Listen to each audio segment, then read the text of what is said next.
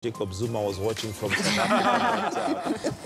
That's wishful thinking, I guess. And, just before we took the break, we were looking at vicious circle, or catch-22, if you like, where we have a system that our politicians basically have managed to circumvent, because we have a vetting system now that is supposed to ensure that any leader that is going to be elected at least comes, has some integrity under the Constitution. But, again, the law does say that you're innocent until proven guilty. Rosaline, is there a way the electorate can get around this? Because, I mean, like the example you gave, Julie, in Kirinyaga, we have glaring questions on some of the leaders, yet right now they're sitting pretty. I think it is something that we'll really need to ponder on, and I think we need more civic education, because the same leaders that people complain about here in Nairobi are the same people who go back to the electorate five years just towards the tail end of the elections, and they are re-elected again, because they believe that when you go the last minutes, it's about money, how much you can give the electorate. And I think with this, we should look at it, is that money worth the 5 years that this person is going to serve? Because if you calculate somebody giving you 5,000, how much is that in a day? And these people will never pick your call. They'll never remember you until, again, 5 years when they're coming back to you. So I think it also needs to change. Can we have electorates who look for issues and individuals? And we saw it in Igembe. It can happen anywhere else. If we change our attitude and look at leaders who are actually committed to serve and don't care whatever they have, just to go and serve their electorate, then I think we'll also change the kind of leadership. Do you see Gembe's situation being repeated and hopefully growing in other areas? Because that's an example we're quoting, but we don't know whether it's just isolated, and maybe come 2022, it'll be one of those things we'll be saying in history. This happened. It's possible. I think the Igembe MP was kind of like a Boniface Mwangi type person, who was trying to approach politics from a completely different point of view. Bonnie with his crowdsourcing for funds, running a very clean campaign, and we saw what happened to Boniface. At least the Igembe MP got elected. I don't see it happening very soon. I think we've got two problems here. We've got the institutions, like Gadara says, which have been colonized from the beginning of our time as a nation. And then we have the fact that these leaders not never ever, but do not fully deliver on social justice in terms of health, education, infrastructure. We're always in this position where voting, as also Gadara says, does not lift us out of our poverty of mind and our poverty of circumstance. So what do we do to fix this situation? I think we must continue to keep voting, because that is our right, but we must also actively try, as I believe NASA has been trying to do, to reform and rebuild these institutions from the ground up, so that they are serving the people and not serving the establishment or the status quo. All right. Yeah. And let's now go back to that interview yesterday where Yvonne Okwara-Matole and NASA leader Raila Odinga said the IEBC is now acting under duress and is likely not to deliver free and fair polls. That was said by Raila Odinga. Let's listen into what he had to say. No, the commission is acting under duress. From whom? From the Jubilee side. They are under duress. That's why the chairman's character has changed. You know that before they went to Naivasha, the chairman's security was withdrawn. The security was withdrawn and was under surveillance. So he's a man under siege, acting therefore under duress.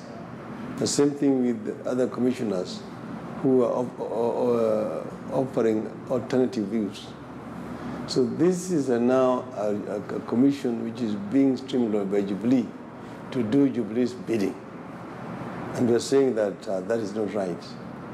We want a truly independent commission to act independently. What else can you conclude if you see that the chairman raised very fundamental issues, 12 points in a memo to the CEO? Those points have not been addressed. Now he's saying they're united. There's unity in crime. We don't think that the chairman would want to do that voluntarily. All right, so very strong statements there being made by Raila Odinga, using the words like the chairman is under duress, he is under siege, and he may have a point given the memo that leaked. There could be issues that are going on. But how do we ensure that we separate the political statement maybe from Raila Odinga, because it is looking for political mileage, and the facts? Julie? That's a difficult one, Mike. Well, going into the retreat, they seemed to be at complete loggerheads. There was the chairman on one side and there was the CEO on the other side, and there were commissioners either on the chairman's side or the CEO's side. And then suddenly, after this, they come out and they're singing Kumbaya and holding hands and saying, all is well. All is well. So it's a bit suspicious. Also, what struck me as odd from the Supreme Court ruling was that as they were saying that there were irregularities and illegalities committed by IEBC, they then went ahead to say that IEBC must conduct this next election. That, for me, is a bit of a conflict, because how do you prevent the same kind of irregularities from happening again? So the whole IEBC, to me, is like a house of cards. I think at one point it's going to come tumbling down, because it's clear, or it seems clear to me, that they're working at cross purposes. I don't know what it is that's holding them together at this point. The former Prime Minister could be right. There's probably a lot of political pressure on all of them. So it's a matter of whose pressure is going to be the most pressureful. Is it going to be from the Jubilee side or the NASA side? And to see how then they're going to come to some kind of an agreement. Gadara, your thoughts on how we separate the politics and the facts? I think where we are, I mean, we're in a fairly, I think, predictable situation. And we've done very little to try and fix this. We've known for a long time that there are problems with the IEBC. I think at least since 2013, you know. And really, apart from replacing commissioners, there has been no real systematic effort to reform, not just IEBC, but also the entire electoral system. And I think we are kind of reaping the fruits of this. And even when it came to recruiting commissioners, I mean, the whole exercise was carried out in a very opaque manner, you know. And again, we didn't raise questions then, you know, and that's coming to bite us now, you know. I think that it is true. I mean, you will have lots of contestations amongst this, amongst the politicians, sort of trying to get their own guy in there. But I think that should highlight to us the fact that we need to deal with problems. We can't constantly keep sweeping them under the carpet, you know. So right now we've got 60 days or something less, 34, you know, to hold an election with a commission that is already seen as split, already seen as incredible in some circles. And these are important circles. These are people with a serious following, you know. And what is the point of the IEBC? What is the whole aim of having the IEBC? It's so that when it delivers a verdict and says so it was win, even the people who lose can say, yes, we lost fairly. You know, and if we're in a situation where that is not there, we should ask, then what is the point of the election? It will obviously end up being much more divisive, you know, than it should. So I think we need to go back to start thinking beyond this coming election, you know, start thinking, what do we need to do? What do we need to fix? You know, what's going to be the agenda on day one? And I think that has to be an agenda to reform the system. And when I talk of the system, I talk about the entire electoral system. That is from registration all the way to how petitions are dealt with, you know. And even this window that we have for a repeat presidential election, you know, 60 days, we should be asking, is this sufficient in the case where the IEBC is impugned? You know, should we not say perhaps we need a longer period to do this? You know, as we've again seen, there is no void, there is no gap. Government continues. You know, we still have a president till the next one is sworn in. So there's no issues there. You know, and we can actually design a system that works for us, not one that is hostage to what the politicians want. Yeah, I think I agree with him, especially if you look at why the Supreme Court decided to task IBC with it, because the Constitution says it's only IBC that can handle elections. And we cannot refer to any other body. We can't even go to the UN when we actually have a body. But now when you go back to the Kriegler report of 2008, and the report specifically identified issues that we're going to address this issue of elections. But this is not the first time we're having election issues. We've had it, apart from 2002. We've had issues since from 1992. So I think this will have been the last time we'll have done this issue of people disputing elections. And I remember 3 years ago when we had a retreat with IBC, and I asked the CEO that if you look at the Kriller reports, and especially going by the 2013 elections, one of the issues that IBC raised was that our elections is complex.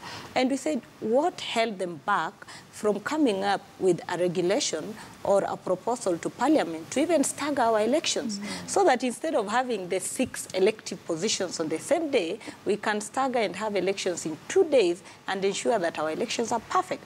And they said, no, that is not something we can do now, it's something we are thinking. So again, we think even the IBC itself did not do itself justice, because these are issues that they had all this time. Why is it that now is when you're fighting over all this? I sympathize with the commissioners, but when you present yourself for a job, you know what that job entails. You know what you're putting yourself signing up for. So if you can't handle it, speak out and say, where it has reached, I can't handle it. Or where I've reached, these are the challenges we are facing. I know in Kenya it's very hard for somebody to come out and speak. They will rather speak behind the scenes. But I think where we are now, it's the only thing that will vindicate you with Wanjiku is when you come out and say, if the chairman, his security was withdrawn last week, and this week they've reinstated his security. What informed the decision to scale down his security? Why was it reinstated? What did he do right? All right. And I think, well, one last thing. I think that we do have situations where we've got to make choices between certain constitutional principles. The Constitution does say have an election in 60 days, but it also says that election has got to be free, fair, credible, verifiable, transparent. You know, and we've got to decide if we cannot have that sort of election in 60 days, you know, which do we privilege? Do we insist on it's 60 days, or do we say what's important is the sort of election we have? And I would really want to see somebody go back to the courts and ask them, you know, why don't you interpret this for us? Which matters more? You know, and even if it's going back to the court, you're allowed to do that. And go to the Supreme Court and ask them which matters more, and let them, because they've impugned their ABC. It's their ruling that's holding up everything. You know, so let them tell us. Now that we will get it, if we get it next week, we have 20. All right, Gadara, we'll task you with that responsibility of going to the court, and you'll tell us what happens. But what is the exact position for NASA on the election? A boycott, no election, or bridge they'll cross when that time comes? Probably a mixture of all the above. Well, again, Raila Odinga has an explanation of NASA's position on the presidential re-election rerun. We're not boycotting. We said we want to participate, but we shall participate under certain conditions that will ensure that there's going to be a free, fair, and credible election. But if you do not contest, then he will be elected or declared president unopposed. There will be, I mean, Kenyans will deal with it. As we said, there will be no elections. Does that mean going to the streets?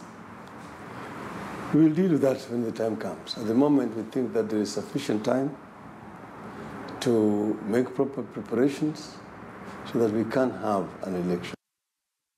All right, so as we wind up, just to get a clear picture of what we need to be saying about this particular stand that NASA has taken, and they did give their demands to IEBC for them to participate in the elections. Well, I think there's a lot of fatigue. We've been in campaign mode for at least a year. Yes, or more. We came to the election, we voted, it was contested, now we've been taken back to square A. I don't think it's in NASA's interest to prolong this process, to draw it out purely for, let me call them selfish reasons. I think we need to resolve this as soon as possible. If it's possible for them to get their demands met within this period, even as Gadara says, we should be focusing on the bigger picture. If the election is free and fair, then they should expedite, because they're dealing with an electorate now who clearly want to get on with life. I'm not saying accept and move on, but I'm saying we've been at this spot for so long, we need to resolve it. And why is choosing a president in this country such a big deal?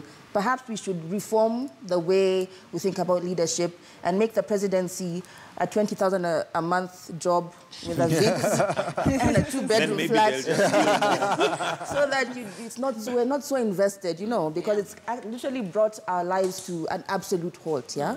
So I really hope that we can resolve it. That's all I'll say about that. And I don't think that NASA should take advantage of being the quote-unquote winner of the Supreme Court ruling to now just have a list of demands, yes, as long as an arm. Yeah, okay, so. Rosaline, and maybe as we wind up, the contribution that devolution was supposed to bring to this particular scenario, because we still seem to be very concentrated on the presidential election. Right now, if we are really to look at it critically, there could be questions raised in the whole election process, given that it was the same IEBC that ran it. But the presidential still seems to be very important, as it were, to us. Yeah, it is. And that's why you can see all the forces, everybody is angling for this top seat. Because if actually devolution was implemented the way it was, and which President Uhuru himself has committed that they have done so much within the short time they had, I think nobody will focus so much on the presidency. Because what every Kenyan wants to feel is that power close to you. And are they feeling it? That is where the question is. Because even the governors who are supposed to administrate those counties appear to have been second-hand, held at the center. So we are not seeing that independence, that distinction as per the Constitution, where these counties are independent from the presidency. And this is why I think it is a do or die. The other thing is the kind of system of government we have. It's presidential. Winner take it all. So you win, you take all. You lose, you go home. So for NASA, after all this struggle, then the NASA president, if he doesn't win, he has to go home. If the Jubilee candidate doesn't win, he has to go home. So again, we look at this. I think either we need to have a hybrid system or we need to take it back to Wanjiku and just decide what do we really want. What needs to be done. I'll just make 3 quick points. First, I think when it comes to it's a very good point you make about the presidency and its continuing, essentially dominance of the political space. I think that speaks to us when it comes to the design in our Constitution.